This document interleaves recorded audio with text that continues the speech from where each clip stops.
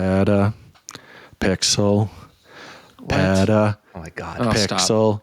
PetaPixel. Peta. Bootaloo. PetaPixel. Did you watch PetaPixel. Jaws? PetaPixel. My Yeah. son and I did watch Jaws quite recently. Yeah, so it's in my head. How's it going, guys? It was good. Weird. Good. Yeah. The guy who said it was weird, that's my buddy Jaron Schneider. And the guy who said, yeah, that was my other friend, Chris Nichols. The sexy heavy side. We're back home in This our is own incredible. offices. I know, right? Yes. Jeez. Amazing. It's been a month, I think, since we've done because I think we missed one, and then we did Chile, we did LA, which rhymes and should be a hip hop song about our travels. Yeah, from Chile to LA. It's been a lot of travel, and there's more travel. We're going to Build next week, and we hope we can see you guys there. Yeah, actually, we want to see you guys there. Good segue. Good point to put this out. If you come to Build, it's at the Javits Center in New York. It is next week on Tuesday and Wednesday. We'll be there Wednesday, 17th and 18th. 2 o'clock. Yes. You come to the photo stage, and you can watch us do a live podcast in front of you, and then we're also going to take some questions from the audience during it. We've actually finalized exactly what we're going to do. We have a topic we want to discuss that's actually very relevant to where we'll be, and then we will have mic runners running around. If you have any questions, we'll spend some time doing that. And then as personal as possible. I want to emphasize that. Like, ask about our love lives and all kinds of things like that. Stay away from topics of photographic or video. Yes. Yeah. And then after you ask us questions that are deeply personal and of a sexual nature, you can then meet us afterwards, and we will say hi to you, and we will physically touch you. So there you go. Take that however you want to take that. It's so weird because it's like, yeah, you probably will. They will want to shake your hand. So, but you said it in the weirdest possible way. Hands. Shake hands. That's normal. Anyway. That's what normal people do. It's too late to back out now. So anyway, make sure you come visit. We'd love to see you in the audience. Chris and Jordan love meeting the people that watch the show. We do. So come see us. Again, it's at Build. And it's we a love trade show. shaking hands. It's a show in Javits Center, 2 p.m. photo stage on Wednesday of next week. Again, that is the 18th. So there you go. All right, Jordan, I'm sure you've got a question that's less weird. I always do. I want to know more about my friends, and this is the part of the show where I get to do that. Now, we've got my old boss on the show today. Peter Jeune is jumping in to talk about how tariffs are affecting countries outside of the U.S. So he runs the Camera Store, which is Western Canada's biggest photographic retailer, and he's going to be talking about how that came up and some other topics. We've just been curious about how the industry has been moving in the last year. So definitely stay tuned for that. It's a great talk, but it got me thinking about jobs we've held. And in the past, we've talked about our first jobs. We've talked about some of our more recent stuff since we started doing YouTube. But what is a job you've had that nobody listening on YouTube knows that you have held at some point? Are there any? Is there something in your background where it's just like, you know what? It's kind of weird that I had that job for a couple months or something like that. Oh. Yes. What do you got, Jaron? It wasn't a couple months. It was 2 years while I was running F-stoppers. So like I was actively working with the team there doing stories every day. And I would even write still.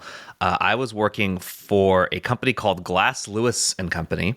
There is no Glass and Lewis. The name of this business was entirely set up to sound official, like people. That's completely meaningless. Pyramid scheme. What they do is they provide institutional investors with the choices they should make when they vote the shares they own because of those institutional investments. Jaron, I'm bored. Yeah, it's so fringe. Not only is it like the groups that, you know, they just invest people's money for retirement, it's what they do with the share power voting that they have because of that. And then they ask us, how should we vote on these topics? And our team that we had a whole team of researchers and analysts who would tell them how their vote should be cast to best like represent their interests or whatever. And I worked specifically in customer service and marketing for this business. And I managed the customer service for one aspect of one of their businesses. Yeah, it was. You have never so mentioned fringe. this ever. Yeah. That is crazy. How much was it like the first hour and a half of Wolf of Wall Street? Go. Not at all. No, it's exceptionally boring. Like it was not like busy Jaron, ever. It Sounds like Jaron worked for like a Bond villain company or the Illuminati. Is basically what that was. Well, if it means anything, we were the underdogs. There's a bigger company called ISS that had more of the business. It was something like 70% of the business for institutional investors was done through ISS. Of just manipulating people into You were fighting for the people, is what we're Wow. Wow. Okay. So there you go. So Jaron was part of the problem. What about you, Jordan? So it just crossed my mind, like, it is bizarre that I had this job. There was an almost year-long stretch where I sold suits at the Hudson's Bay Company, and I didn't even know that about fashion. you. Yeah, exactly. It's just this wear a weird suit? hole in my. Yes, I wore a suit, and I would like now. If you were like, "Hey, what size suit should I get?" I have completely memory holed this entire job. Like, I remember I was pulling out measuring tape and stuff, but I have no idea. I don't know anything about suit sizes, different collar types, design, anything. I have completely just abandoned all of this information in my brain. This would have been like 21, I think. Wow. So not even that long ago. A young, stupid man walks up to you and is like, "Hey, successful gentleman, let me tell you what suits you should buy." In hindsight, like, there's a reason Hudson's Bay just went out of business here in Canada, and it was poor hiring choices. It was Jordan. Like, it was bringing me in. Yeah, it was me. Yeah. But you know what, the start of the collapse. Is that At like 21, though, you were like really tall and really skinny, and so that like looks good in a suit. You know what I mean? You were like a good poster boy for the suit, right? Get it all cut and everything. I did not know that about you. Wow. Yeah, that's what this whole section's all about, Chris. Damn. So dazzle me with something I don't know about you. I can't really, because like I'm fiercely loyal to my jobs that I get, and I stay there for a long time because I'm all about commitment. So I think everybody knows about Safeway and Grabba Jabba, and then the camera store, Photo Swift in London. Like, everybody knows that. I did do one night. It was pure hell. This is one what I night. want. At I think it was Earl's, which is a local restaurant chain in Calgary, and I was a dishwasher for one night, and it was absolute like chaos. It was so like steamy in there. It was just like throwing plates into like the big commercial washer you pull down the lid and spray everything, and it was like F that job in the eye hole with an auger. It was horrible. Have you eaten there since? Yeah, I've eaten there since, and I have like an appreciation for what goes on in the back end, but like I would never, that was just not for me. Yeah. But I know that like a lot of like line chefs and stuff, that's how you start and you kind of move up, and so I don't know, not my jam. So I figured out very quickly I do not want to do that ever. One night food, and I was like, nope, I'm done. Never again. I get at Earl's. Like, what am I eating there? Like a baked potato? Like, what's the food? It's fusion cuisine. Some of it, they brought in like a nice Asian influence to it. To a place called Earl's? Sushi? Yeah, to No, Earl's. no. You go to Earl's. I mean, he means like all restaurants have done, right? Like they'll have like certain sort of fusion ethnic you dishes, can get like a curry bowl, gyoza as an some appetizer, or kung pao chicken bowl. So what is it? Whatever. What is this, like a sizzler? Is this like a cheesecake factory? It's just like it's like kind of an elevated cheesecake factory, or elevated I don't know. It's a generic restaurant. I think there's still a little bit of like lingering resentment towards Earl's, which is a nice restaurant, but you need to still have a beef from your dishwasher experience there. What is the dish doing ratio in your home, Chris, between you and your wife? Like, I do all does the dishes. more, or is I it load the dishwasher. You're the dish person? Because she's like, "Oh, you did that for one night and you hated it. This is your job for life. Get in the dishes." Yeah. So, I mean, No, I mean, obviously, whoever is there will do it. We don't really like segment our jobs too much, but yeah, I mean, I do a lot of the reloading, emptying, and reloading the dishwasher. Yeah. So this job experience served you well. That's what I wanted to get to. No, it was absolute trash. I hated it. No, I hated it. And like all things in my life, it has traumatized me deeply.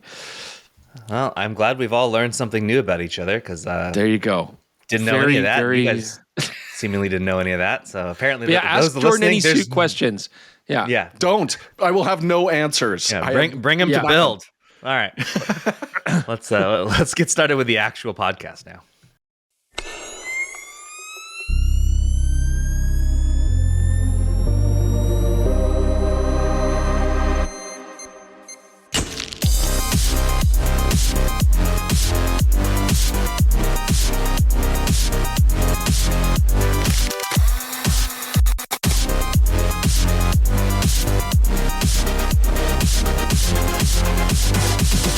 You know, the best way to support what Chris and Jordan do isn't to handshakes. Isn't handshakes. Isn't weird touching. It isn't Buy a suit. It isn't asking Jordan any suit-related questions. It is, in fact, getting a PetaPixel membership. That way, you can directly support what this team does. So for the last couple of weeks, we've been podcasting from unusual locations, and that is all because of the support we get from PetaPixel members. With a PetaPixel membership, not only do you get that feeling of satisfaction of helping these two out, but also if you go read PetaPixel.com, which I highly recommend you do, you can do so with no ads.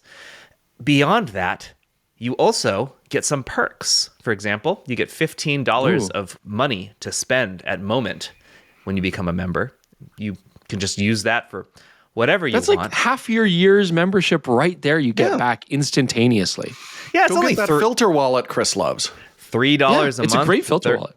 $30 per year. It's just the easiest, smallest amount that we would greatly appreciate. I have some other things that I'm cooking up to add to the membership too. We'll see if we can make those happen. But the one that was the most requested that we added this year was sample galleries. So every new lens and camera that Chris and Jordan test, provided that they can shoot RAWs, some don't. Fujifilm X-Half, for example, that is an entirely JPEG gallery.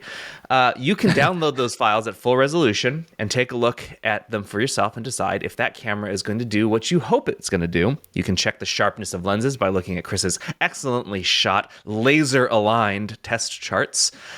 And right, Chris? Laser-aligned? Yes. Yeah, I do use a laser beam to align said charts. Yes. So there you go. We really appreciate PetaPixel members. And if you want to go get one, you can do that at petapixel.com/memberships. Yes. And we really appreciate it. Otherwise, we'll be out of work and I will be washing dishes and Jordan will be relearning everything he forgot about suits. So, that's right. How do I measure a please. neck? Don't make me go back to my cubicle. You're 16 and a half. Lewis. Don't make me How go do you back. feel about the bottom button, Is it Jordan? the diameter of the neck? Do I just the circumference of the neck? You that makes seriously more sense, probably, because you can't put a hole through You're a making neck. that up. There's no way you didn't know that.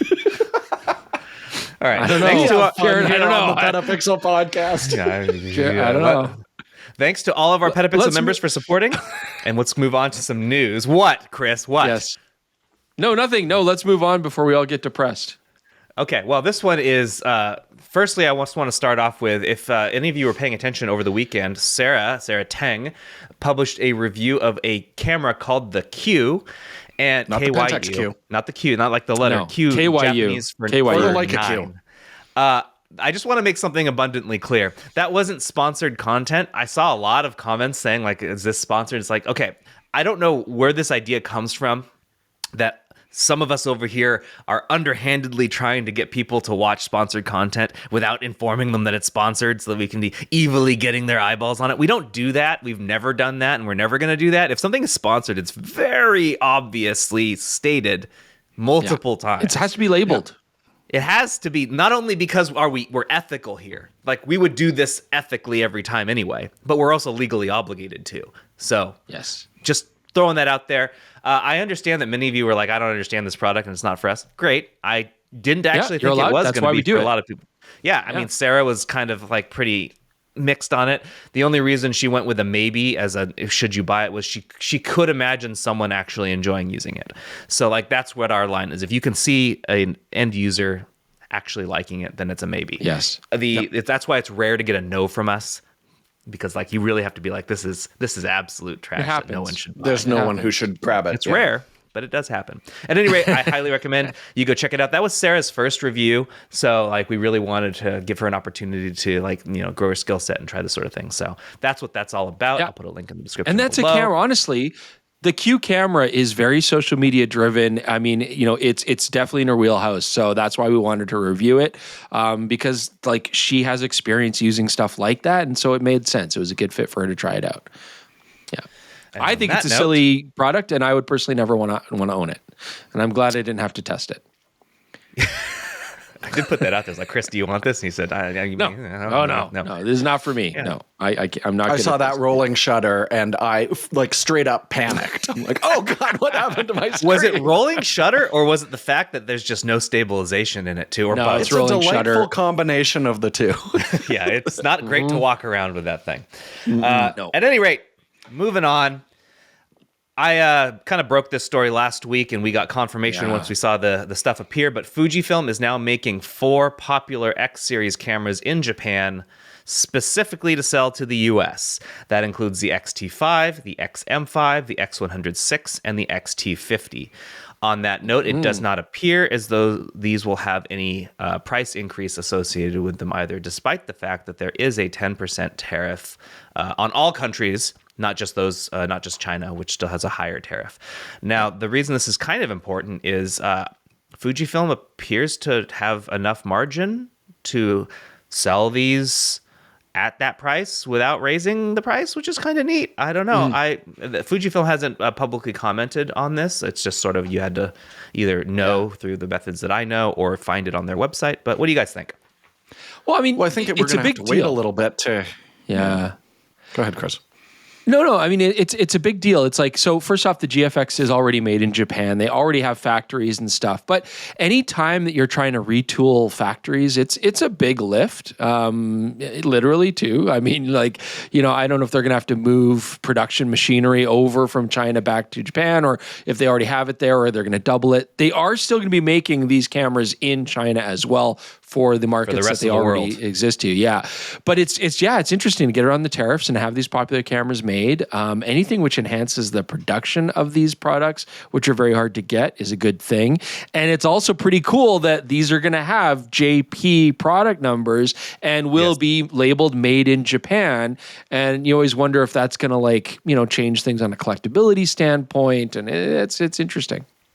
Yeah, I'm looking on the site right now. Most of these are still hard to find, even directly from Fujifilm. But the XT5-JP is in stock, and you can buy it in the US right now. If you want an XT5, it's $2,200. The other ones are harder to find. The X106-JP, for example, $1,600 is out of stock. So they're probably making them and trying to fulfill demand in the US as quickly as possible. And that is difficult since the X106 is the greatest camera ever made, so it's hard for them to fill it. It's debatable, and anybody who debates for that is wrong.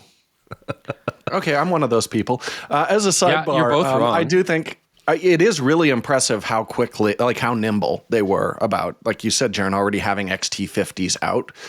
So they must have started this process basically as soon as those tariff conversations started a few months ago. Mm-hmm. But the other thing too is we're saying they're going to be priced the same. I mean, maybe that's the case right now. I really want to see what it's going to be like in another 6 months when everything settles down here.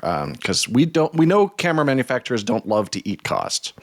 Yeah. No, they don't. Remember, though, they are dodging the tariff by doing this, so that helps. Well, one of them. There's still the global tariff of 10. Yeah. But I think what are we at? Like 30% right now, and who knows what it'll do? Who knows what it'll be in a month, 2 months, 5 months? This is a way. Podcast drops. It's totally different.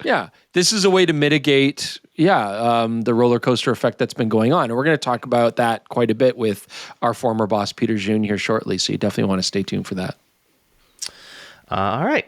Next thing on the docket is last week at just ahead of Cinegear, we got a bunch more information about the GFX Eterna, including all of the available sensor formats, the fact that it will take, film simulations, that is to say, they're going to make 3D LUTs that can apply to F-Log that are the film simulations, and even more. So, Jordan, what did you see on this list that was interesting to you? Well, the big thing for our audience, I don't think a ton of you are going to be running out and grabbing Eternas in the very near future.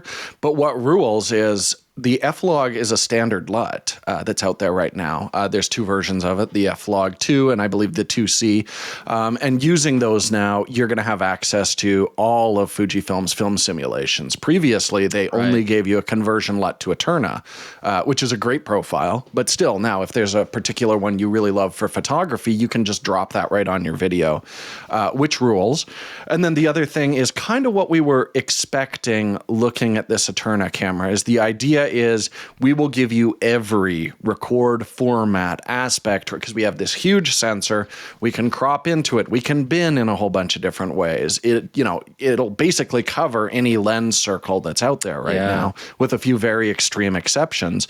So the idea is just like, look, here's a body, throw anything on it. We're going to give you an option to capture a usable image with it, which talking to Fujifilm before was kind of the impression that we were getting. But now that they've actually dropped the recording modes, it's a little bit more concrete.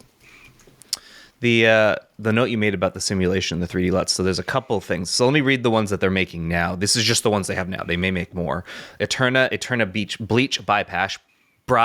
Boy, I can't even say it. Eterna bleach bypass. Provia Velvia Astia, Reala Ace, Classic Chrome, Classic Neg, and Acros.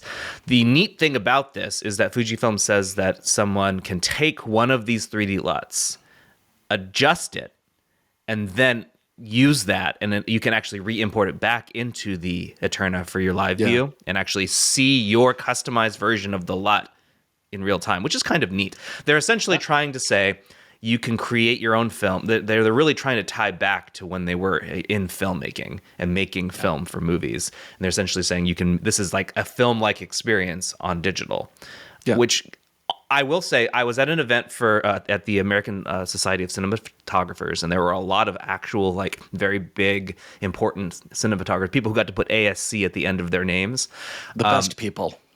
They were very excited about this. They liked this idea, and they also liked the framing options that you get with this thing. So, like, there are obviously downsides to using this. It's not meant to be a everything camera. It's meant to fit in with other workflows. So, like, one of the comments I saw was that this thing now supports Super 35, and like, it was like, why would you shoot Super 35 on a GFX Eterna? Because you're using an Alexa 35 on set, and you want to match. That's why. Yeah.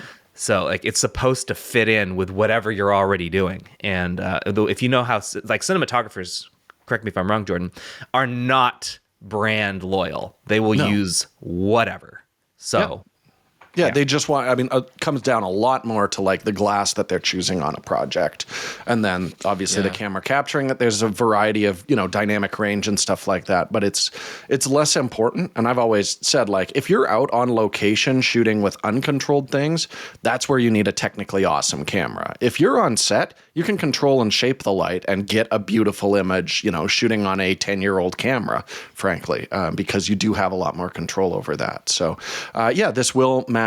And again, if you drop it to Super 35 mode on it, hey, you've got oversampled, like you're shooting a 6K image at that point from the sensor. So it could be very usable with reasonable rolling shutter on it.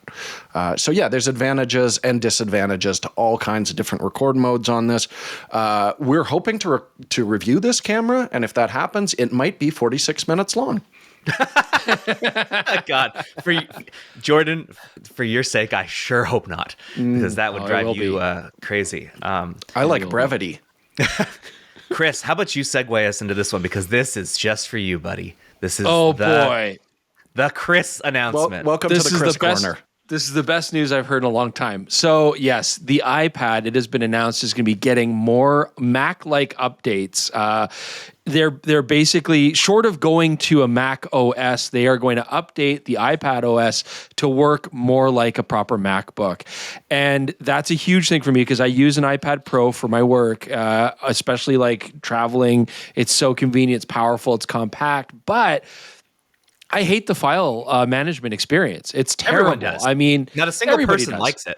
Yeah. No, he's just on an airplane cursing, and the flight attendants are like, calm down. And he's like, I'm just trying to export a photo into a zip folder for the love of it. It's crazy. I'm just trying to resize a JPEG smaller. When you go like on your, like you're watching reels and you see like somebody getting dragged off a plane and you're like, oh, they must have been drunk or whatever. No, they have an iPad, they got a deadline and they're in serious stressful. That's what it is.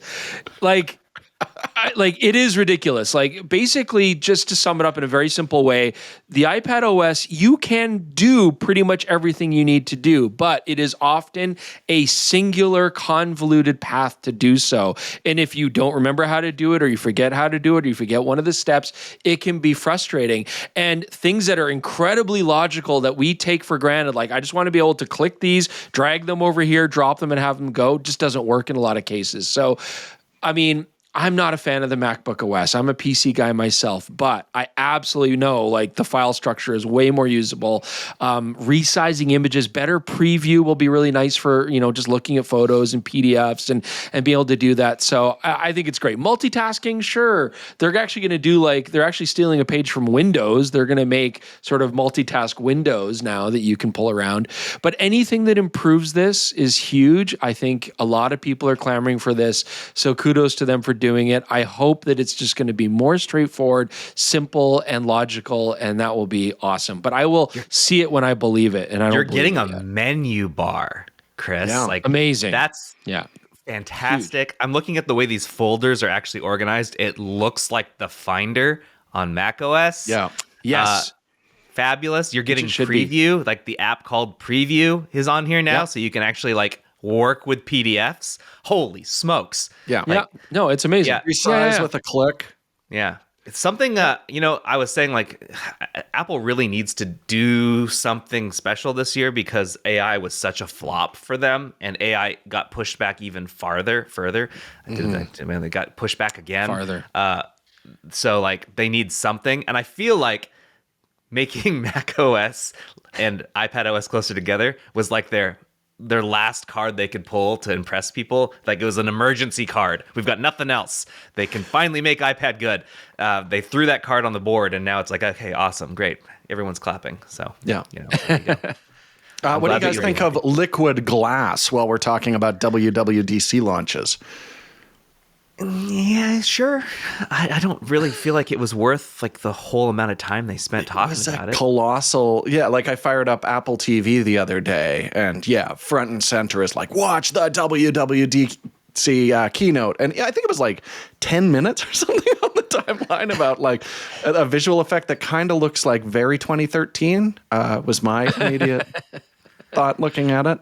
It's fine. I don't love or hate it. It was completely neutral to me. I don't have a problem with a lot of the way that I use my iPhone, so I don't really I didn't ask for this. Now, will it probably be better? Apple's software developers are really good at making the experience feel very nice. So I probably will hate it for the first 10 minutes, and then I'll get used to it. That's always the way.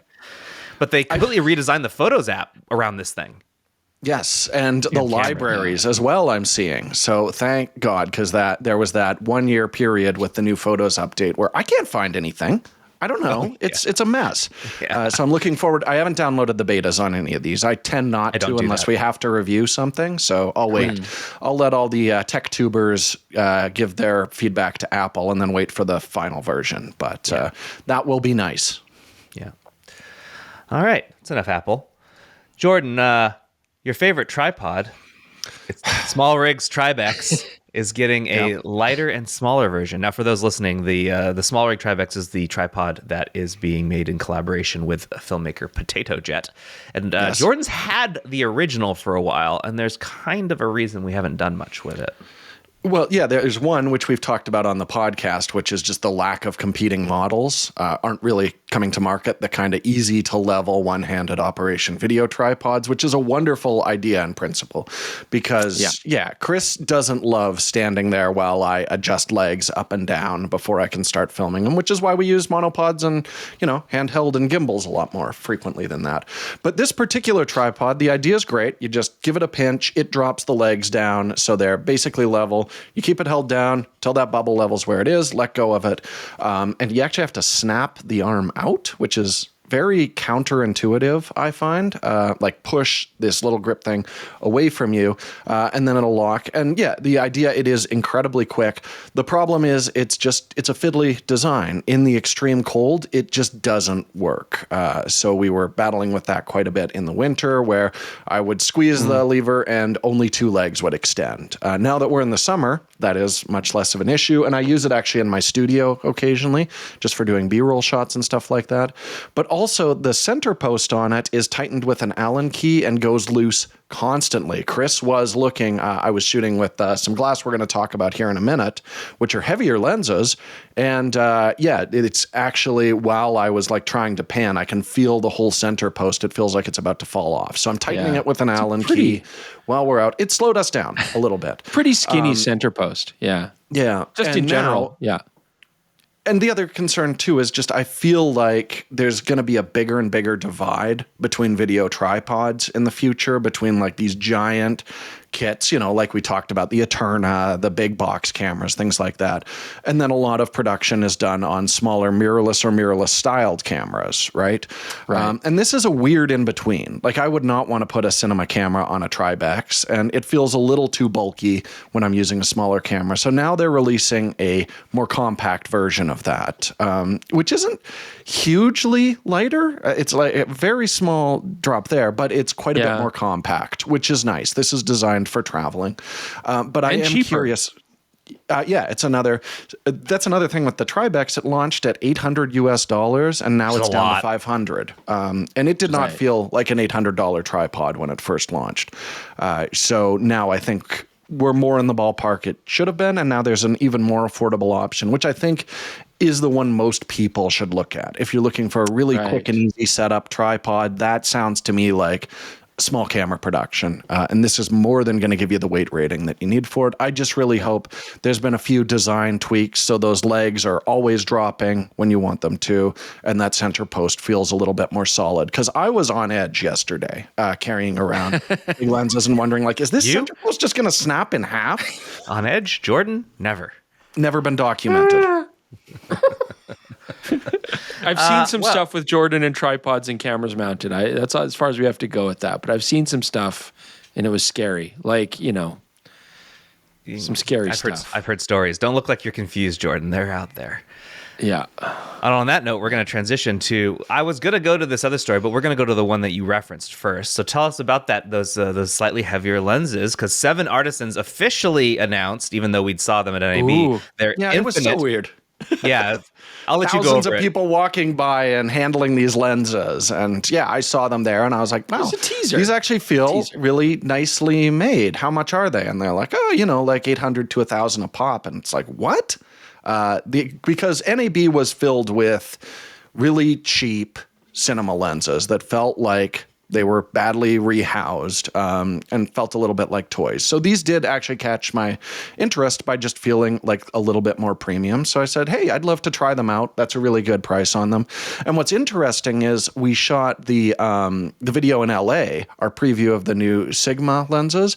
That was shot on these lenses. And we actually got quite a few comments of like, hey, I really like the look of the glass. And generally when I look at cinema lenses, it's not a character thing. It's a usability thing when we're looking at these, having them all the same size, similar weights, I can use them all in a follow focus and they'll all line up, that kind of thing. But these do actually have a really nice look to them, and you will be seeing it in some episodes coming up in the future here. Now, I do have to say what really jumped out to me at NAB was how good they felt, and that is the case with some of them, but I am finding a difference, especially like some of my wide angles have much stiffer focus rings on them. The mounts feel a little bit different on them. So there are some discrepancies there. Again, I'm not like, these aren't production ones. They haven't actually shipped to retail yet. So I'd love to talk to them about that. But in terms of price and the look of these lenses, I was commenting the other day, the 135 and the 50 are fantastic optically. Yeah, you liked them. Really, really, really pretty, really sharp, nice fall off on them. So I'm looking forward to using them a little bit more in the future. I'm not going to do a full shoot charts with them, review, things like that. It's just there's a whole bunch of lenses in this set and it gets very complicated. But what I'm planning to do is keep on using different combinations of them and speak to that consistency once I've spent a little more time. So I will return to this topic on the podcast or with an episode moving forward once I've spent more time. I mean, so some interesting things here. there seems to be a lot of cinema glass coming in now from many manufacturers, very affordable stuff. I mean, these are all going to be around $800, sometimes a little bit less, sometimes a little bit more. I think it's important to understand that these, the optics on these, they're not quite matched the way that a lot of higher end glass would be, right? So some of these are T2.1s, some are T2.3s or 4s or 5s. Some have 86 mil filter threads, some have 82, right? Like you don't quite get that same consistency across the board, but even aperture blades change. Like some will have more aperture blades, some less, right? So I don't know that you'll get quite the same consistency across the set if you choose to use them, but it is pretty neat that you can just like grab some of the primes and focal lengths that you really like and have some excellent glass. And I mean, Jordan seemed happy, and it's hard to make him happy, and he was happy. So, and like, you can get a full set of these. I mean, look, like the Sigma Izu Primes are T1.3s. That's totally different. But just the fact that you can get a whole complete set of these for still substantially less than one Izu Prime, which is already substantially less than many other high-end lenses. Like, yeah, any budget. Basically, cinema is now open for people with any kind of budget. And I think that... Sorry, I think this ultra affordable range is going to be fiercely competitive. Like everybody's jumping on board. So you got to kind of pay attention because there'll be a lot of choices that you're going to have to decide from coming up here. Yeah, that was kind of the standout for me at NAB, as I said, is just a ton of cheap options that felt cheap. And I think you'll agree with me there, Jaron. A lot of those felt really sloppy when you were just playing with them in a rig there. And in terms of, like you said, consistency here, like with filters, aperture rings, that kind of thing, is not great on these. I love that the majority of them I can just drop an 82 millimeter filter on. I don't have to do a matte box if I don't want to. That's really nice. But in terms of the actual look of the image, I was swapping glass mid-shot with Chris in the exact same position. And I went through that footage yesterday, and it matches really nicely. So it does? In terms like of the look color-wise, there, color-wise, contrast-wise, they are quite similar, which is exactly what you want. And I can see these, like we talked about, the Izu Primes in rental houses. These, you could get a rental set for a very reasonable amount. So student filmmakers, things like that, will really love this. It's full frame, so it'll cover most of the cameras on the market. I think this is a nice value option, and it definitely stood out at NAB when I was seeing a bunch of crap. It is funny that at NAB there was like so many, but I was just at Cinegear, and there's like a lot fewer. Oh, really? Less? Really? Yeah. They a lot fewer. Like the Seven Artisans wasn't there. They're basically only the ones that you would know, like Zeiss and Cook and Sigma. They were the ones spending the money, because I feel like they know that they're not, like, Seven Artisans isn't selling this to like Spielberg's crew. Like they're selling it to, like, schmucks like me.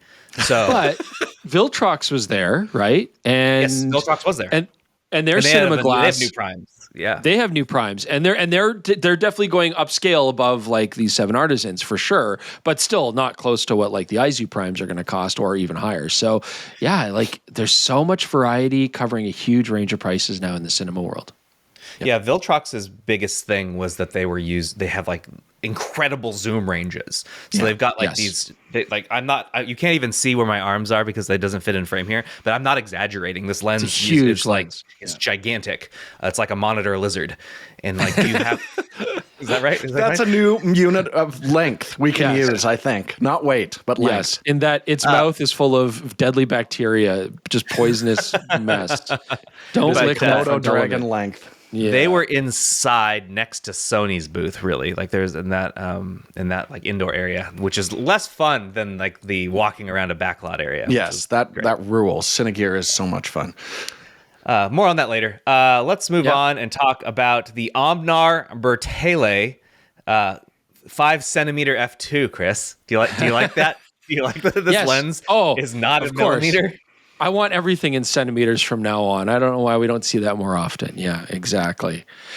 This is sexy. So Omnar is again another sort of, I'm going to call it a cottage industry. It's these two, I'm sure, very smart optical engineers who formed this optomechanics company, and they would repair a lot of lenses for Leica M mount. They would restore a lot of lenses.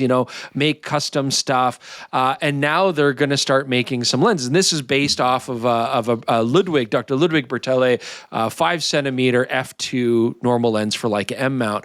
But, and we have other companies like Light Lens Lab, which do a very similar thing where they're looking at these old formulas and trying to match them and restore them and give people the experience of the optical character of these classic formulas that you would otherwise not be able to get unless you were a millionaire. So this is pretty neat. It's just another group that are making these. I mean, they're doing black paint with brass. They're doing chrome versions, and I'd love to play with one. I mean, it's cool to have access to this kind of old school coating. Sure, absolutely. Why not? Absolutely. I mean, they're fun, right? I assumed that was going to be the case, which is why I've already put a request in.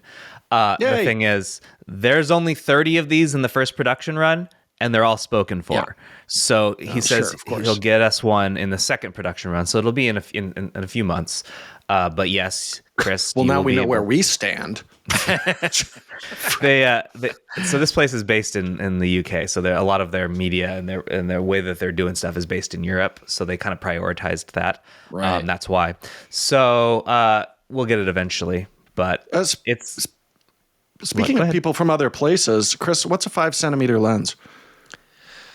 What do you mean? For some of our imperial system using. Oh, it's a 50. It's a 50 millimeter. It's just a normal 50 millimeter full frame. Yeah, it's like a 2.25 inch lens. I don't like what The imperial system is just stupid. Anyways, but I do want to point. F2 is so weird. I just like when I saw them, I'm like, huh? You see this on a lot of old school Leica glass and stuff like that too. That's just what people did back then. What is interesting about this though, so the original lens, we're talking 30s, 40s production. They used softer glass, old school production methods, which often left air bubbles and stuff, easily scratch coatings. So what this particular lens utilizes is modern manufacturing. So it's using similar coatings like the signature classic coatings, but it is actually correcting a lot of issues that the original lens had. So that's a little bit different from what maybe Light Lens Lab would do, where they're trying to recreate even down to the original glass formula, what the old lenses had. This is actually correcting things. So it's got a floating lens block in it. It's using modern glass and ultrasonic curing and all this kind of stuff. So it is going to be a little bit different, but I mean, this is fun stuff to play with. And anytime I see artificial brassing done on a lens and I think, oh, that looks silly. I mean, it actually looks pretty sexy here. So anyways, looks like the cool edges, lens. The worn edges of my Sigma Mark 1, but all over. Yeah. It just looks like somebody couldn't stop rubbing it. So there you go. Just fierce rubbers. Okay. Well, on that weird phrasing, we're going to go ahead and transition to our interview with the Camera Store's Peter Jeune. So hopefully absolutely. You'll enjoy. All right, and we are back with a very special guest, returning guest. People were thrilled when you came on to give us a little look at what's actually happening on the retail side. We've got Peter Jeune, who is the... What did you actually say? Like, manager? Like, he's the co-owner and creator of the Camera Store. Yes. The guy at the Camera Store, Peter Jeune, is back. And he's also the big boss man. Yes, he was our boss previously. And we were outstanding employees, as he will attest. Yes. So we were his favorite. We really wanted to have you back on, Peter, because every week we play a kettle drum and we do the tariff talk to see how it's influencing all of the pricing for photographic products. But this is a really interesting one because in the States, it's like, if you import something in, there's a big tariff on it, the price goes up. But Canadian pricing makes no damn sense to me right now. So we would love to have you on and just get some idea of how the American tariffs are actually impacting people in other countries who might be looking at a new piece of photo gear. So can you give us like a quick rundown of like what this process has been like, how much you're hearing from the different suppliers and everything right now? Yeah, it's a bit of a mixed bag. So many of the products that we sell come directly from the manufacturer to Canada, but there are some that transit through the US. Sony traditionally has, OM Systems does, Zoom does, Celestron does. So products like that, the manufacturers are still trying to figure it out. Some are going to a bonded warehouse model, so tariffs won't be applied when they cross into Canada. But pricing hasn't necessarily reflected any of that yet. So Right. So we're still kind of waiting for the impact on a lot of that? we are, and I think part of the reason for that is it could change at a moment's notice. Really? It's been a bit of a roller coaster, hasn't you feel, it? You feel like there's been a real back and forth, not like a constant messaging going on? Leica is the real bellwether when, the price of the camera that they make in Japan, the Deluxe 8, goes from 2,700 to 3,800 Canadian, and now drops back to 3,300 Canadian. And they haven't actually we haven't seen any in months, so they're obviously reluctant not to bring them into North America. Yeah. Can you talk a bit about that, Peter? Like just what it's been like? Obviously, we've all seen these tariffs going up and down, and there's been so much conjecture, and everybody's wondering what's going on. But what has it been like as far as getting stock in? Has there been any issues there? Have there been delays? Are companies holding on? Are they trying to rush stuff out? For the most part, with the exception of Leica, there hasn't been delays. I mean, North America is always very slow with Leica, but we're going to see some as they rearrange the way they ship in their warehouses. So we know OM Systems, there'll probably be a 20 to 30 day gap in some things coming as they transition to a bonded warehouse. Sony is starting to bring things directly into Canada, but there's a pause on the products that are made in China until they get that organized. I have a question on Sony, actually, specifically. The A1 Mark II hasn't been purchasable in the United States through Amazon for, months now. And even if you can find it, it's very hard to find it even at other dealers. Do you guys have A1 Mark IIs? Have you seen them come in? We don't have stock. They have been trickling in, but we still have a waiting list. But we did get a few in the last month, I think, 2 or 3.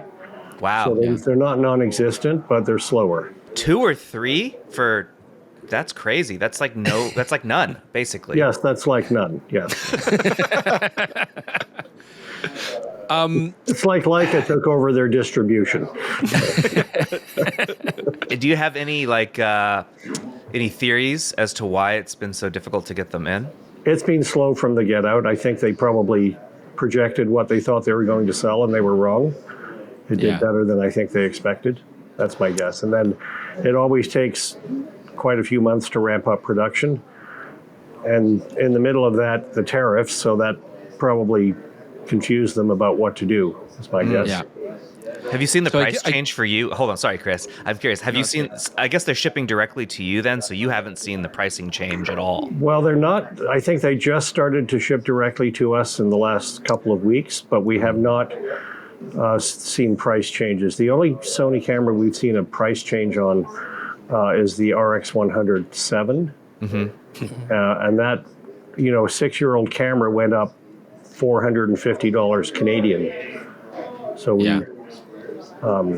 we asked them about it, and they essentially said it was tariff. So we put a disclaimer on the product on our website saying you can buy this, but you're paying U.S. tariffs when you do.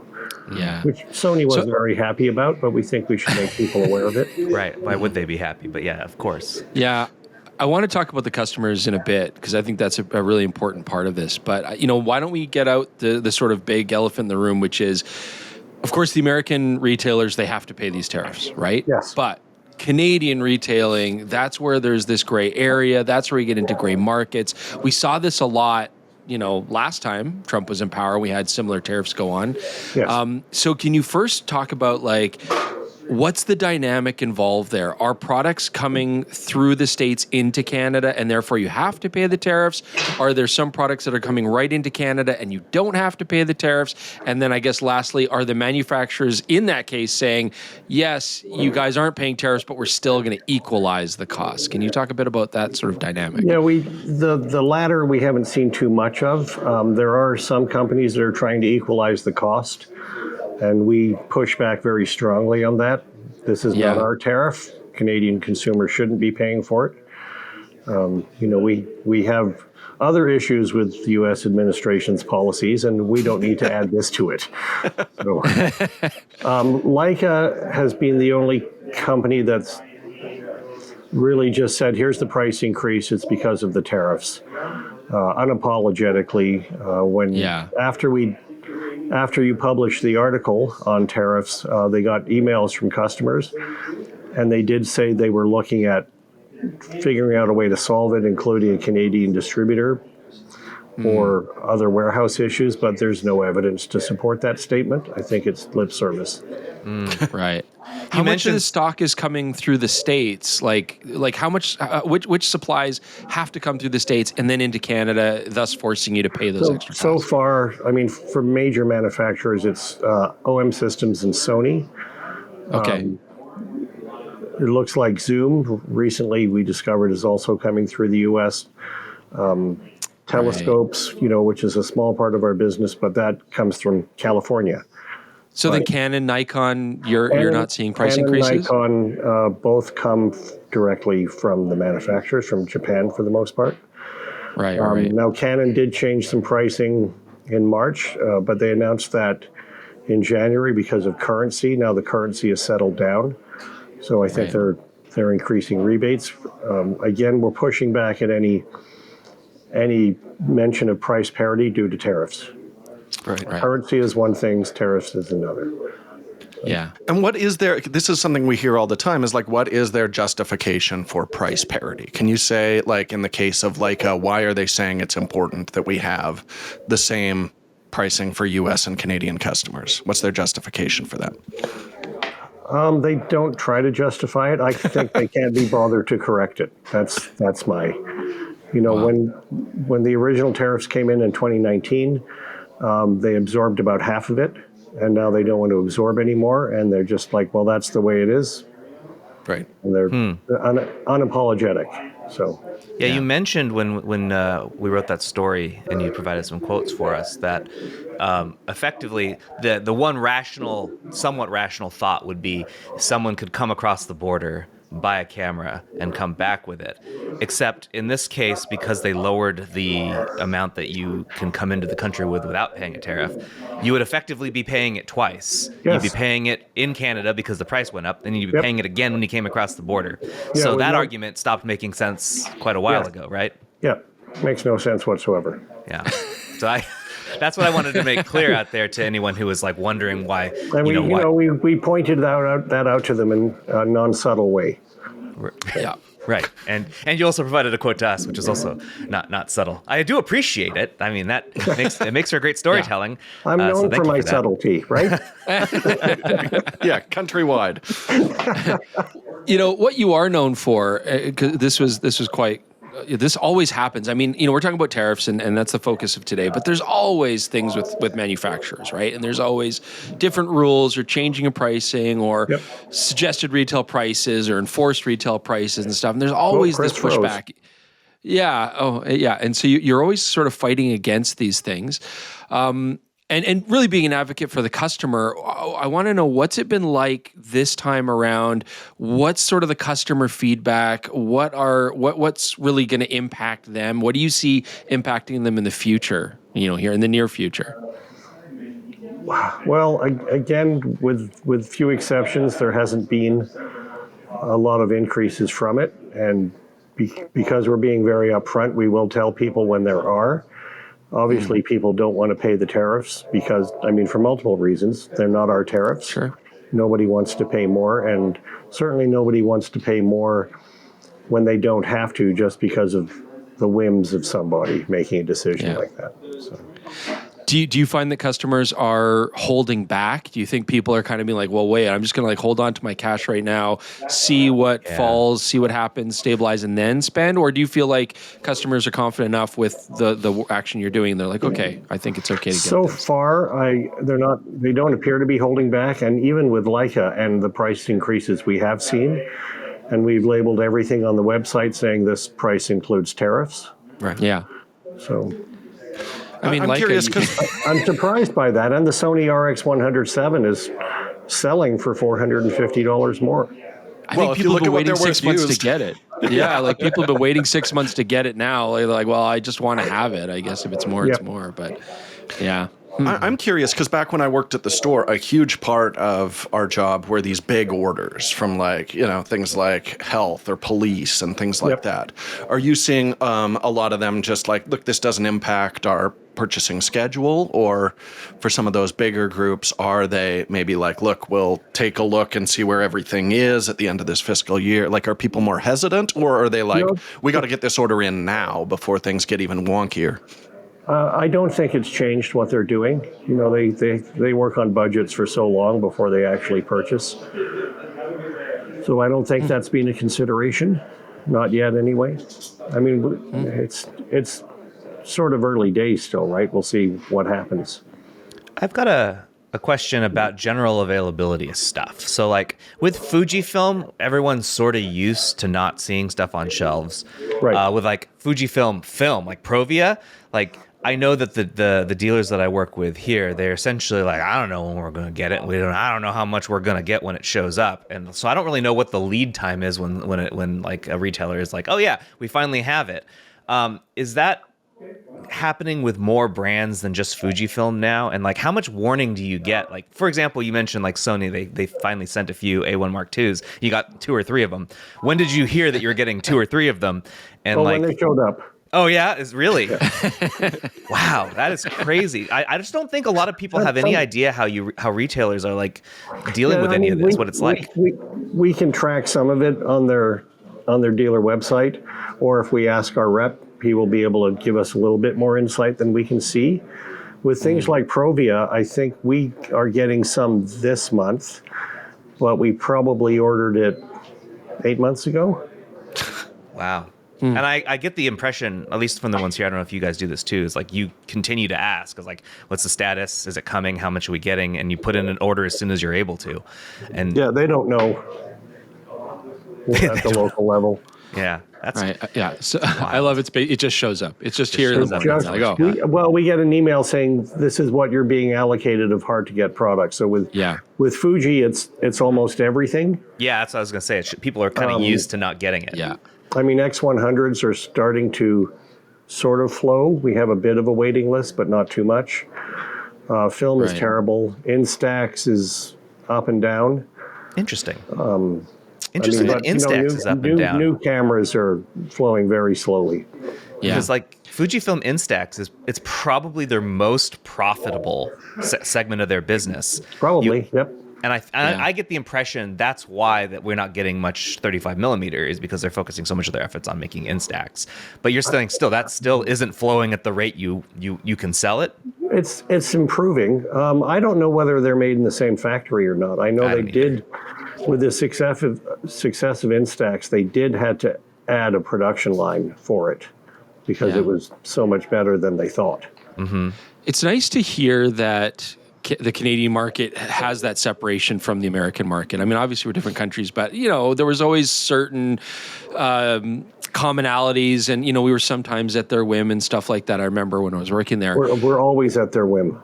Right? Yeah, we're always at their whim. Yeah, and Canada was often treated, I remember, as like the States is the big market, and Canada's just this like backwater little thing on the side that we also have to deal with. But it sometimes felt that way. But at the same time, like DJI, for example, is a great example where they're not shipping in America, right? They had that whole thing where retailers can't get them. That hasn't been an issue for the camera store and Canadian retailers. How much have you seen of American customers purchasing your products because there's issues in the States and they can't get them? We don't get any orders from America. Could I Really? place an order?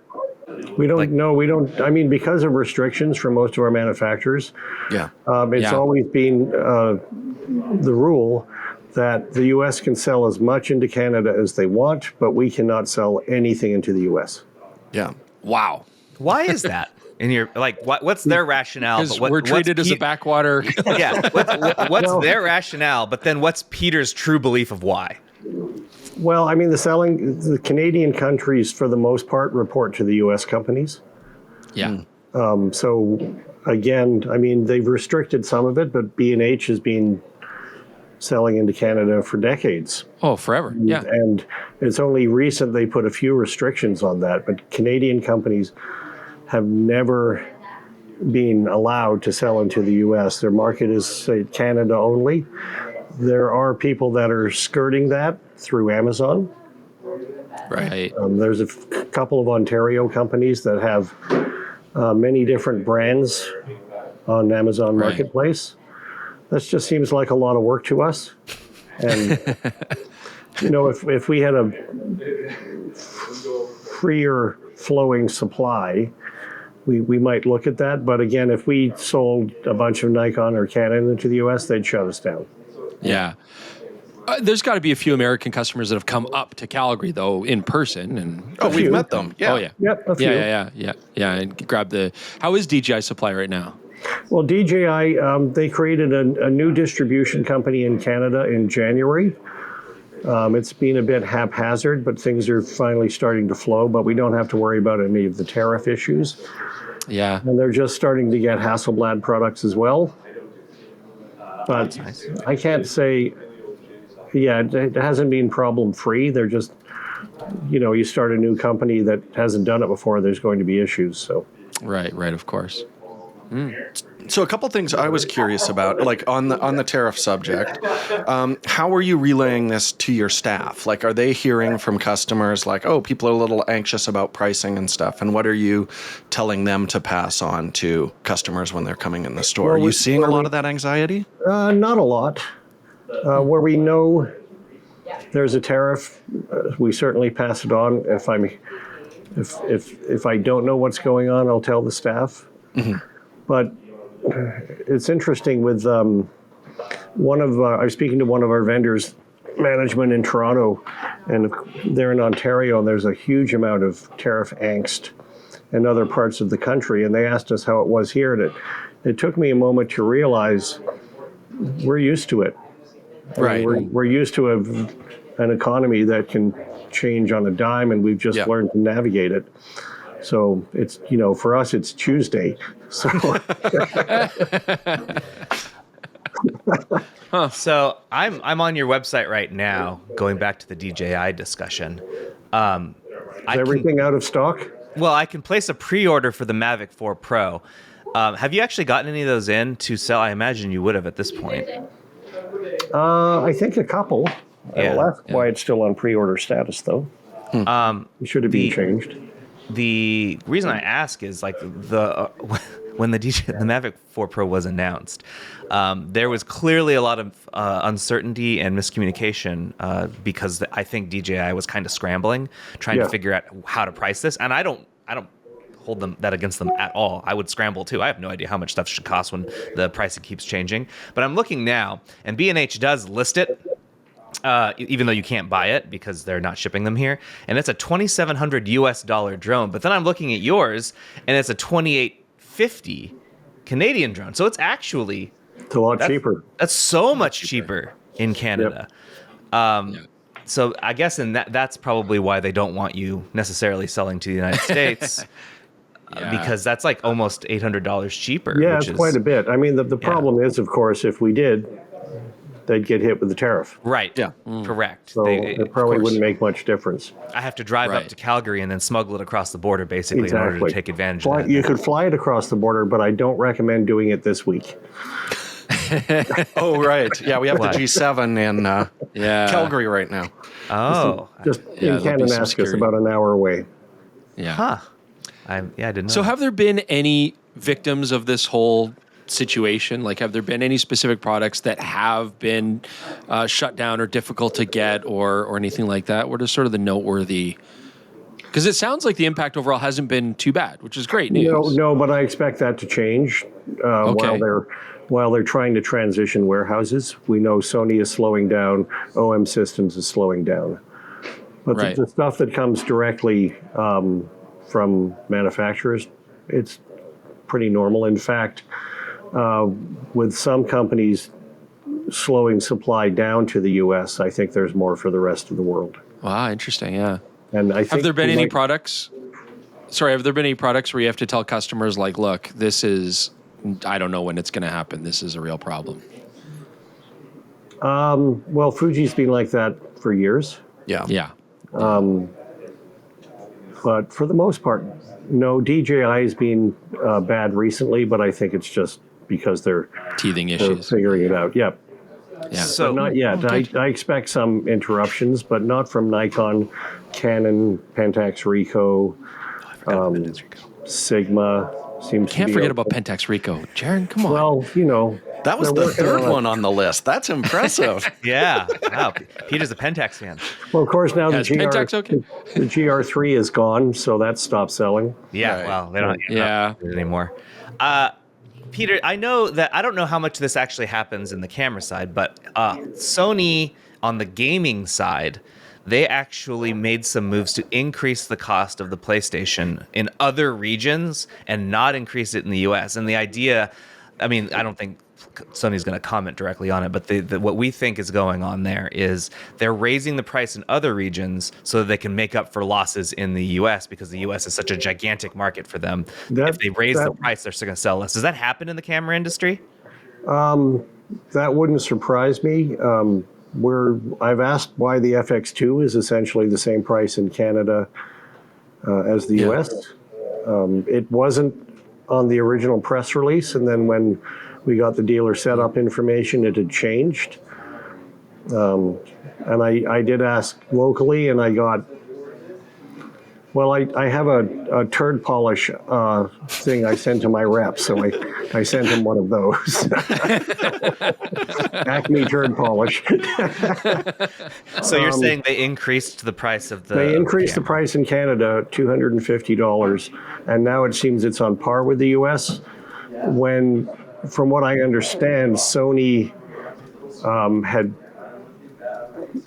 North America had told Canada that there would be pricing differences between the US and Canada. So I'm waiting for another explanation about that, but I haven't heard yet. So yeah, I'm Just looking at your phone sternly, waiting for them to give you a shout. Yeah, that's funny. I'm trying to go through other channels now, so. I think it has to be appreciated for those that don't know, like the camera retail business has very tight margins, very small percentages compared to a lot of stuff that you would normally buy. So yeah, like you and Julian and the whole management team are always trying to advocate and stay on top and battle suppliers. And sometimes it's a straight up battle, right, Peter? Like I've heard some stuff from your office, and it's just but it is like you're constantly advocating for your customers to like make sure that things are reasonable, the prices are good. I think people have to appreciate the fighting that goes on in the back to make things on time and possible. Yeah, and we do that. I mean, we try to look after our customers, even though they may not see that a lot of the time. Yeah, exactly. But, we've had some discussions that have been a little intense. So that's when I lost my gift of subtlety. Right. Well known again throughout the country. Yes. The other thing I was really curious about, this falls outside of the tariffs thing, but we have seen a lot of camera lines really shift in the last year. We've seen Canon finally fill out their professional line with the R5 II, with the R1. Nikon, their entry level is finally getting filled out a little bit, which was a big gap. Panasonic has finally updated their mid-range. I'm just wondering, are you seeing any shifting dynamics on the mirrorless cameras in the last, since you were on the show last, like in the last year? Have we seen anyone kind of coming from behind, or a particular brand where the sales are falling off? Any dynamics changing? In the store, Canon's gained a little bit of market share. Panasonic seems to have a hit with this newest camera. Yeah, S1 too. And Micro Four Thirds is just getting killed. They desperately need a new sensor. Do you think if they got a sensor that was higher resolution, that would help? Is that really what the hang up is? Or what do you think Micro Four Thirds? I think Sony's just done such a good job at telling the full frame story. I mean, there's a few drawbacks to Micro Four Thirds, depth of field and that sort of thing. But, you know, unless you're printing billboards, you're going to get very acceptable images from most of the cameras. So what does Micro Four Thirds have to do to communicate that? Or what can they do to, like, fix the problem? I asked them that the other day. A time machine? Well, I just think when the full frame story came out, they didn't counter it. I mean, there's a lot of advantages to Micro Four Thirds. And one of our very good customers has almost everything Sony makes, but when he travels, he carries an OM system. Yeah, me So too. there's definite benefits. Well, I think a lot of it as well is like there was Panasonic and Olympus at the time kind of both co-marketing the advantages of this mirrorless thing. But since Panasonic now has full frame, of course, they're like, hey, full frame is the way to go. These are our premium products. So now it's really just OM. Even though Panasonic still makes great Micro Four Thirds stuff, I feel like their heart and their marketing budget isn't really in it as much. And they market it strictly for video pretty much now. Yes. Yeah, I think you're probably right about that. And they certainly are not telling that story together like they used to. Yeah. But How's that Nikon Z5 II been doing? So, yeah, Peter? I was about to ask. About a month ago, the report out of Japan had the Z5 II selling so well that it shot Nikon to #1 in sales across mirrorless for the first time in the mirrorless era. yeah, it's doing quite well. I think that the only flaw that camera has is the name. So people think it's just an iteration, but it's quite a big step up, and it's doing well. I think it'll pick up the more people see it and the more they play with it. So it's doing about as well as I hoped. And, if we could get a little more inventory, it'd do better. Right. So you're selling enough that it's not sitting on store shelves. I mean, that's a good sign. Kits are a little bit behind, but I imagine that'll catch up soon. Yeah, the body's just going. But that's another good example, right? Where full frame is getting so good and affordable. You're like, there has to be something compelling to a smaller sensor camera beyond just price, because the price isn't that big a difference like it used to be. Yeah. No, that's true.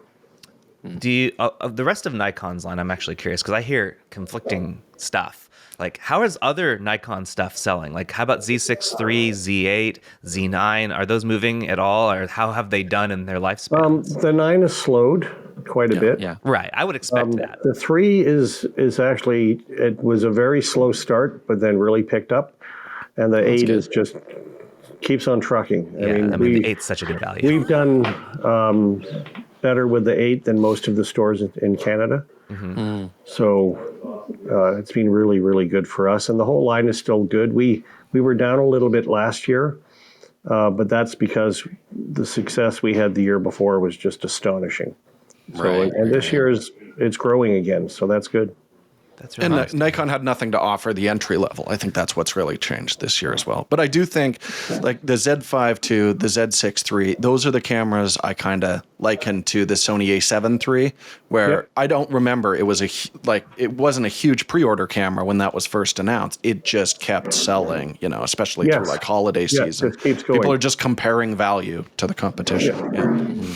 Peter, we say about Canon a lot that we think Canon would be more popular if they were seemingly less stuck in refusing to open their mount. When it comes to actually selling product and talking to people, how big of a deal is a limited lens selection actually to buyers? It's more significant than I would have thought. I do get feedback from the salespeople that people are choosing other brands because they have more lens options. Mm-hmm. Yeah. Oh, Brent Taylor just came in, so. Oh, nice. Should replay the fishing incident with him. Oh, yeah. Yes, we did. You can find that on YouTube if you look hard enough. Yeah. Well, I could see that. Thanks for sharing that, because I really I try and tell Canon this, but I told them, I feel like the only way they're ever going to do anything is if they see themselves losing market share. But you just said they may have increased and gotten a little bit more. What is it? The R5 II that's selling well? The R5 II just keeps on going, and it was my they repositioned the price of the original R5, and it's done well again. Okay. But do you think that's like new customers? Do you think that's existing Canon users? I know it's hard to say. I think for the most part, it's existing, but they made a lot of gains with their APS-C mirrorless cameras recently. Okay. Really? I think that's a good camera. They priced the R100 so aggressively just to get people into the system. Oh yeah, they're basically giving it away. They are giving it away. Yeah, and it's if you look at cost that they spend on marketing, it's probably very cost effective for them. Right. So and on that same token, though, like with closing their lens mount, I think I know the answer to this, but how are Sigma, Viltrox, Tokina, those companies doing as far as sales go in the store? We are starting to see Sigma slow down. The rest of most of Canada saw that last year, so we're doing it a little later, but we've really noticed it in the last few months that they probably filled the pipe they have, and there's not much more for them. So the newer lenses are selling a bit, but the other ones are starting to slow down. And SLR lenses have really cratered. Oh yeah. Well, I don't even think they make them that much, if at all, anymore. Probably not. So, I guess I have this weird theory that Nikon and Tamron have an agreement, and Tamron probably set the terms where Tamron makes certain lenses, and in exchange, Sigma's not allowed to make lenses for a Z mount. Am I crazy? I don't know. It wouldn't shock me. But remember, Sony's a shareholder of Tamron. Yeah. Right. But that wouldn't surprise me that there's some tacit agreement. But because I feel like Sigma would be doing so much better if they were allowed to make their lenses available on Canon and Nikon mounts. Of course. Yep. They all would be doing a lot better. And I feel like Canon would sell more cameras. And I would be even more of a fan of Nikon. It just really stinks to see like a company like Sigma, who's making some of the best equipment that you can buy, sort of stuck. Canon has always been so resistant to letting things change. They were so late to the mirrorless party. And it's another video. Another good video. I watched that a couple of weeks ago, actually. But they were really stubborn about it, and my theory was at the time that so much of their research and development was determined by what Best Buy wanted in the U.S., and there wasn't photographers working for them anymore. They said, well, why would someone want mirrorless? We can make a camera lighter and smaller. Isn't that the only reason you want it? And no. It's not. Yeah. It's funny you say that about Best Buy, because there's another brand, Lowepro, which made a decision to really invest heavily in the right before the checkout area. They had a big stand of bags that they would set there, and they were priced so low that Lowepro made almost no money at it. But Best Buy, that placement, they were so sure of it, and that tanked the company. It actually. When was that? Oh gosh, over a decade ago. Back when Lowepro was still by themselves, still an independent company. Lowepro is very dear to our hearts. It was a Canadian-owned company for a very long time. It was for a long time, yeah. And we knew the owners quite well. And the second time it got sold, it went to a U.S. investment company, and they just demolished it. Yeah. And then they had a different U.S. distributor, and right when Lowepro was getting into trouble, they went bankrupt. So that could have been the time there was a lot of really cheap stuff on the market. Yeah. But that was very disappointing for us after so many years of success and it was Damon Canada that owned Lowepro. Low Alpine still exists, right? That's Alpine is, that was still Greg Lowe's company. And what happened was the Canadian distributor for Lowepro went to Greg and said, why don't you let us take over the camera bag business and we'll just pay you a license. And he agreed to that, and it worked out really well for everyone. Nice. Yeah, you still have Low Pro on the shelves, right? Yeah, they're but they're it's Vitek now, right?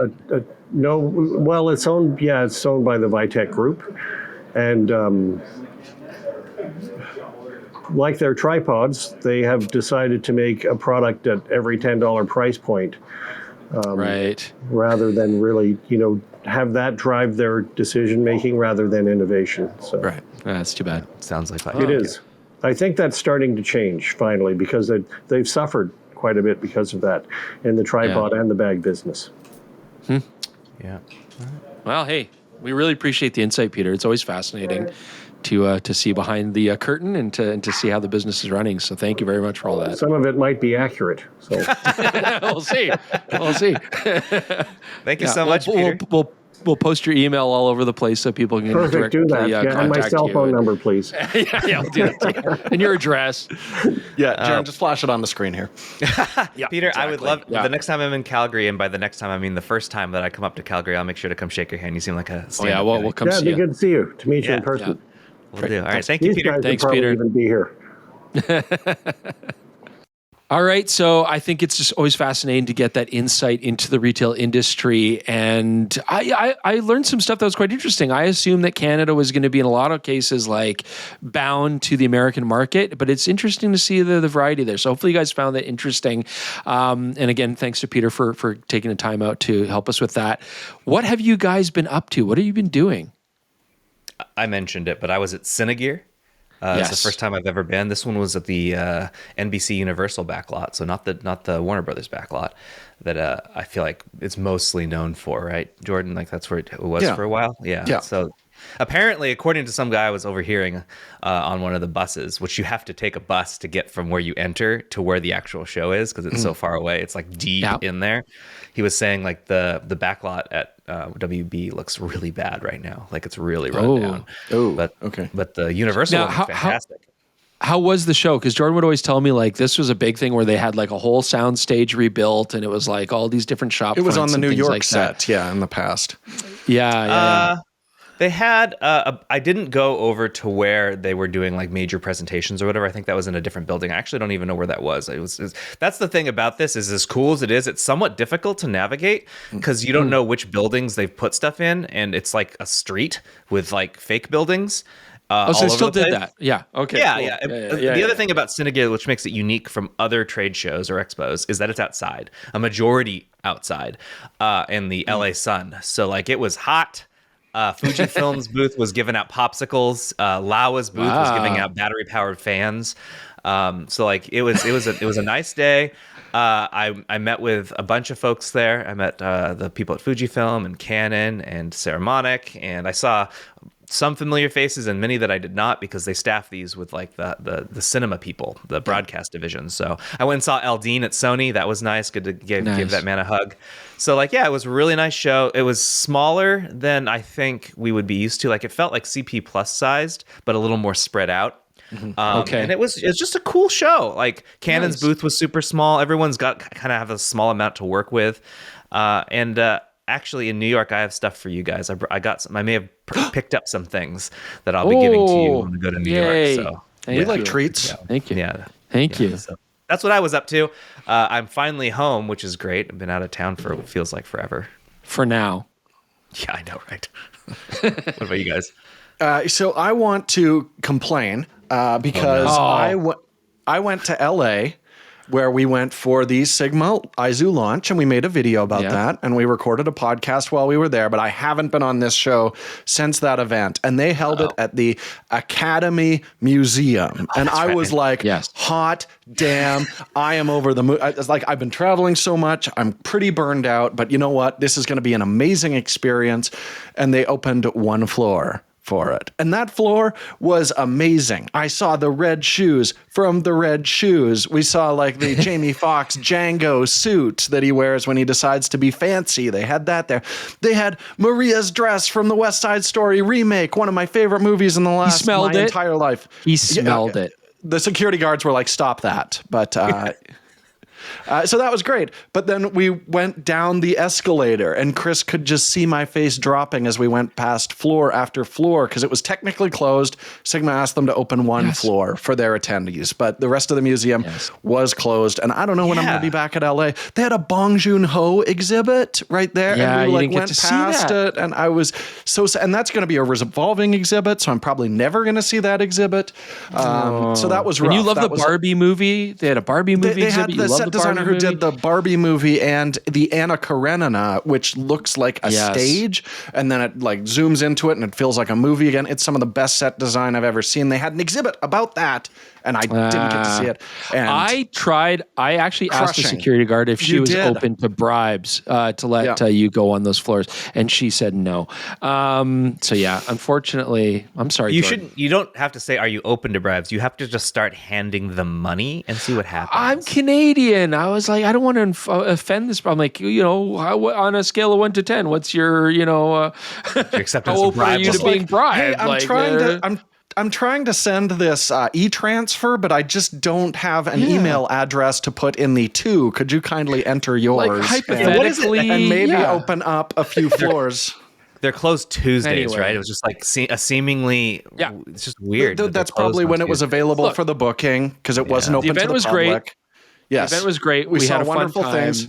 Yes. Jordan did not get to explore. Yeah. Heartbroken, crestfallen.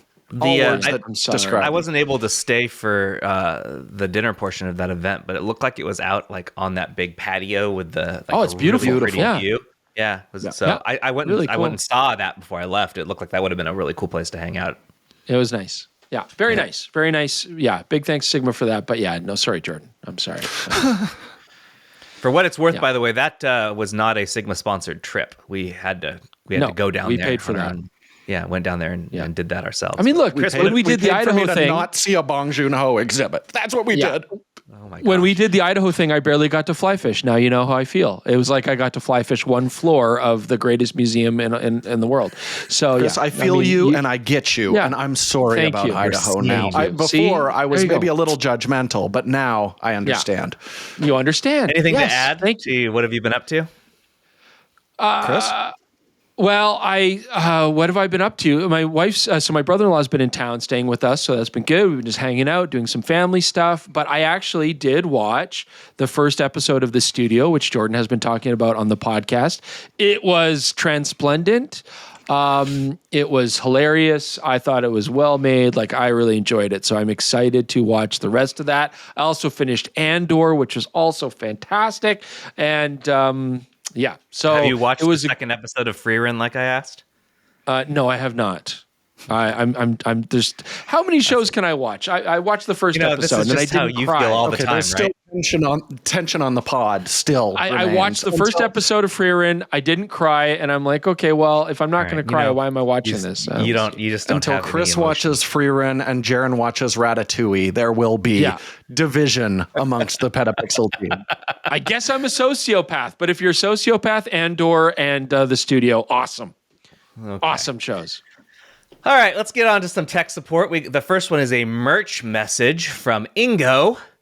Hello there. In your review of the Nikon ZF, you wrote, the on-off switch is threaded to allow for the use of classic cable release and soft press buttons. This is not entirely correct. I own the ZF, and the thing is, yes, the shutter button is threaded, and yes, you can screw your cable release into it, but no, it cannot be used to operate the shutter because it's just a fake.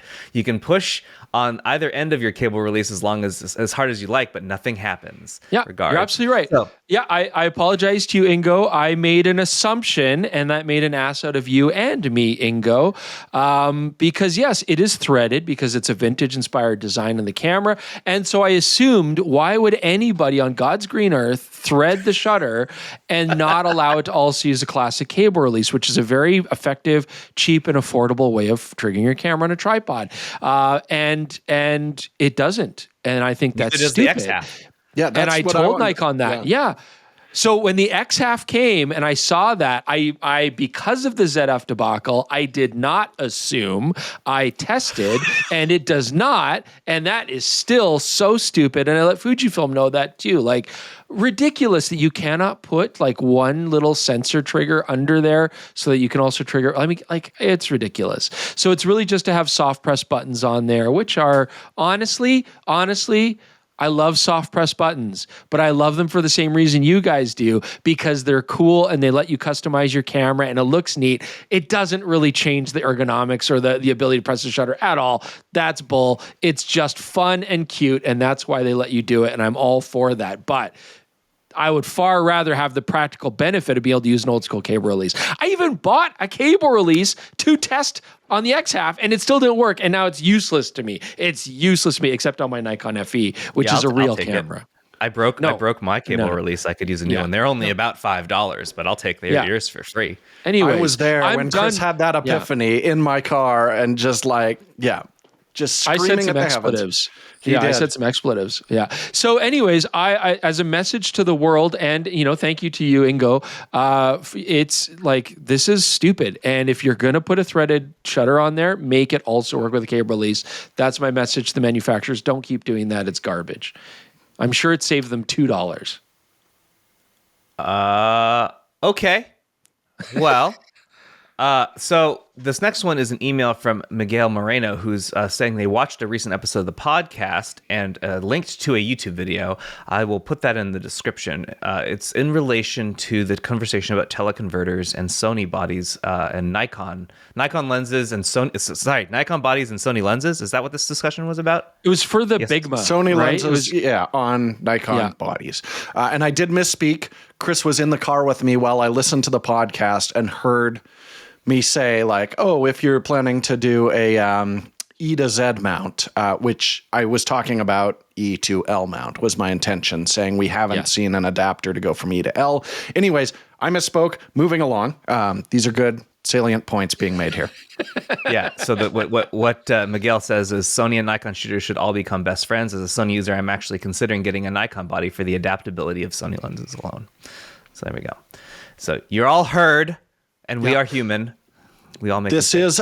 This is really interesting because, apparently the teleconverters will work if you adapt Sony teleconverters on a Sigma lens to a Nikon body, which obviously isn't a use case that we would test. But Sigma said repeatedly, do not use Sony teleconverters with these, but it does seem like there's a loophole. And if you do that, you have no restriction on your autofocus tracking while shooting bursts. So this is a cool workaround. No, what I was saying in the last pod is I would really like to test the E to Z adapters with very demanding optics like this. I think that's something we should be doing this summer. So hopefully we can get that on the schedule and clear up some of these weird limitations. I think it's very cool. That is entirely up to you, Jordan. You've got as much power on the calendar as I do. Go in there and slap that baby in and we'll do it. He's nodding. All right, moving on. Email from StormTracker78. I'm going to read this, but I'm not going to be able to read it in the way that it was written because this person does not believe in periods, commas, or any other forms of punctuation. This is a 4,500 words run-on sentence. I don't know how I feel about this one either. It's a little bit hostile to me. I don't know if I dig this email very much. Okay. Well, I'm going to read it anyway. I was just a little rude, I think, actually, this one. I was just about to order my first ever camera, the EOS R7, but found out about corrosion issues upon investigation, learned a lot of different camera companies have the same issue or other related issues, and warranty or insurance won't cover them if they get wet or corroded.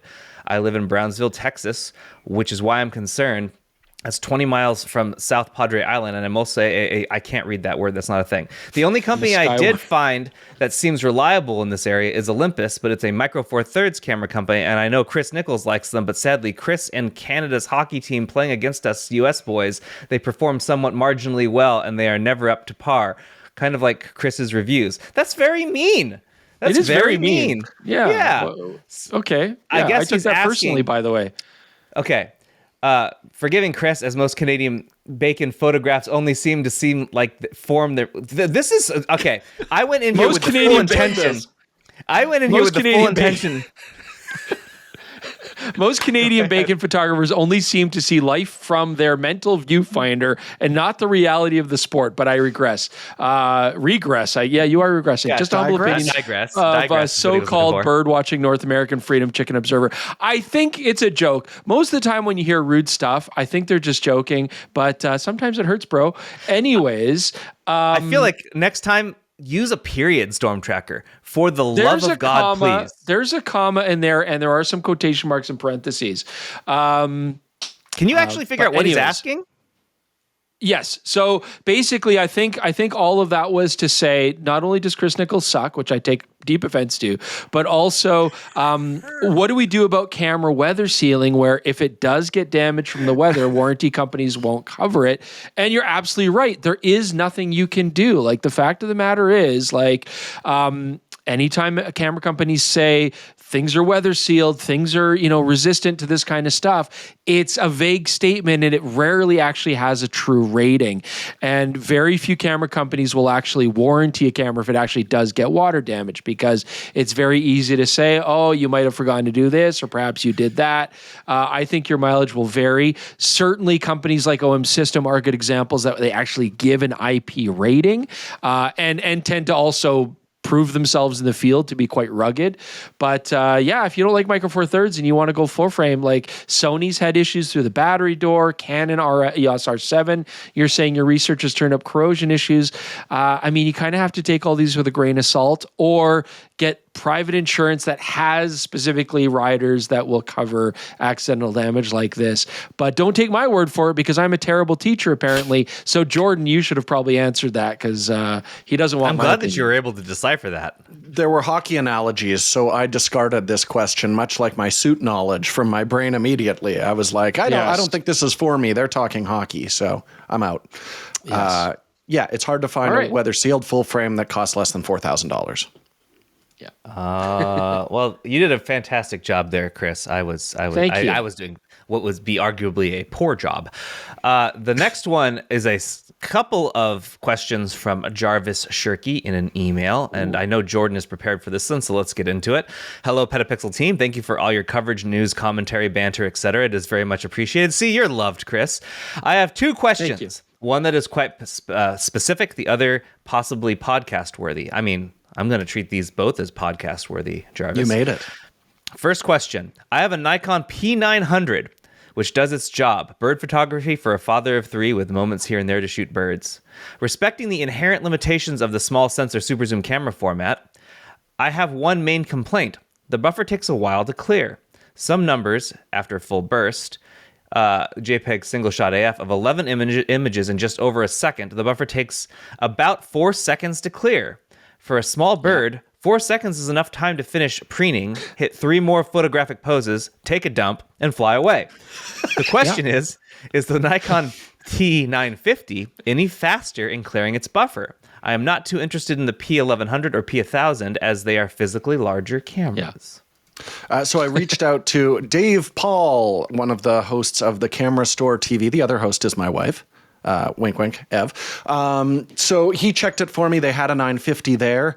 And as I suspected, this must be using the same processor, because same thing, 11 shots in a second, 4 seconds to clear the buffer on those. So basically the bottleneck here, it's not the card, it's the camera's processor is just storing those and then very slowly writing them to card, and doesn't seem to be improved on the 1100 as well. That might somewhat answer his next question, which is, can I do the math? The number of shots in a burst times the megabytes per shot equals the total megabytes of the burst, and then compare that to the write speed of the card to estimate how long it should take the buffer to clear. I think there are some factors that you don't necessarily know, and that's in the components being used inside of the camera. Yeah.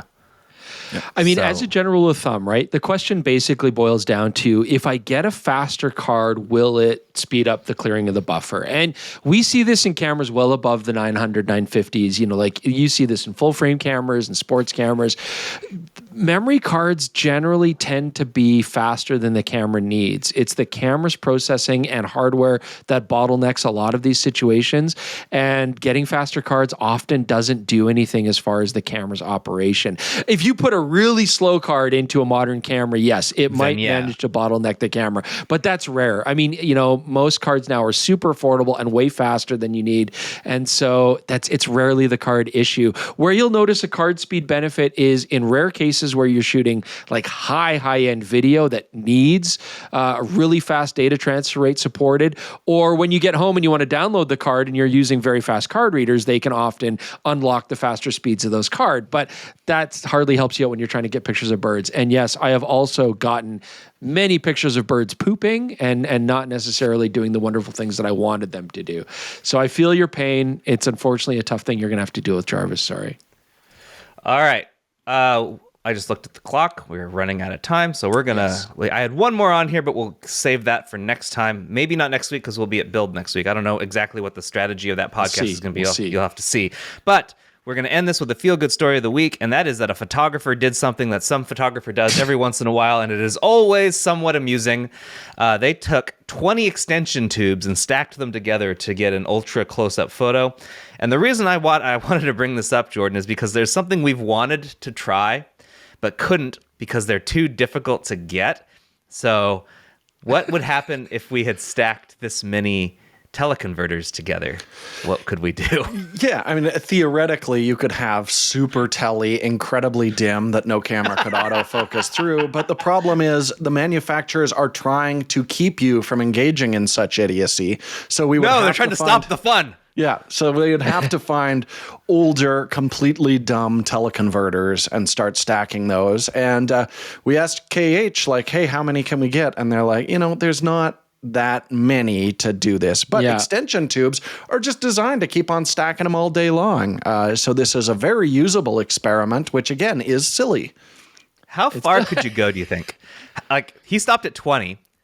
How you far just keep losing light. You just keep losing light. I mean, we can that's get the thing. more light. Like, we can get brighter lights on the subject. I don't think that's a problem. So there's a limit to. You're going to lose light because it depends on the lens you're using too. You're going to lose light and you're going to lose working distance. Like the subject, the point of focus is eventually going to be like your inside lens. the tubes. Yeah. So it doesn't, there's a limit to what you can do with it based on the lens you're putting on there and the working distance. This is a fun experiment. You're also, of course, losing a ton of light. But at the same time, I would never do this. But getting electrically connected extension tube kits, I actually really like that for a lot of people who want to just get into some basic macro. It's a fun way to turn a regular lens into more of a close focusing macro lens. You can use them with macro lenses to get even closer. You could argue a lot of the high-end professional macro lenses are effectively just regular lenses with extension tubes built into their barrel design. But yeah, they're really fun. It's a fun way to do it. We even used to stack all three. You'd usually get like a 12 mil, a 20 mil, and a 36 mil. We would even stack all three if you wanted to get really extreme macro, and you will need supplementary lighting, but hey, fun exploration. This isn't a real thing anyone should actually do for any great photos. It's just this is fun. for giggles. And stacking teleconverters is stupid. Like that's just stupid. I don't want to do that video.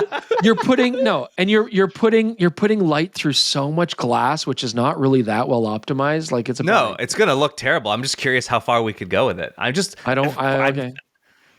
So coming up soon, Jaron all by himself is going to do an experiment where he stacks teleconverters. No, he's not. And he's going to make a video about it in Portland, Oregon. So stay tuned for that.